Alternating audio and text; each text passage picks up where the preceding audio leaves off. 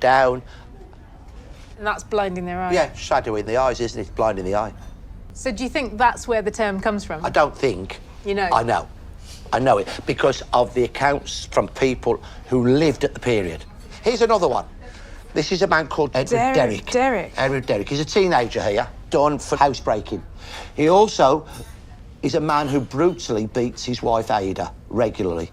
He's a horrible, nasty, wife-beating thug. He's my great-grandfather. That's amazing. So you are a direct descendant from the Peaky Blinders? And he's left his mark upon me, in my looks. How do you feel about that? I can't hide away from that, can I?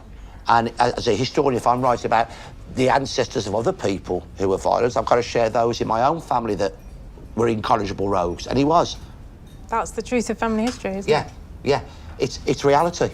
Just thinking back to Park Street and Birmingham more generally, is there something going on around here that is creating these kind of gangs?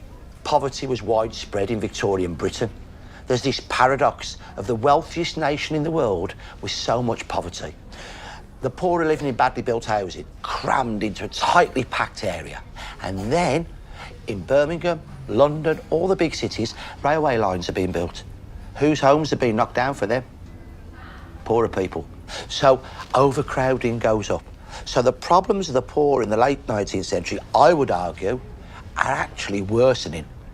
It's the absolute dark underbelly of the Victorian age. You know, people celebrate the Victorians and think they created all these wonders, and we've seen the railways and the amazing civic buildings, but the dark side of that, the underbelly of it, is exactly the sorts of things that you're talking about.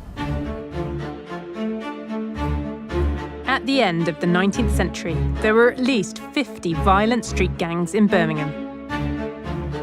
Something needed to be done. Improved policing and the rise of sporting clubs helped, but there was another solution.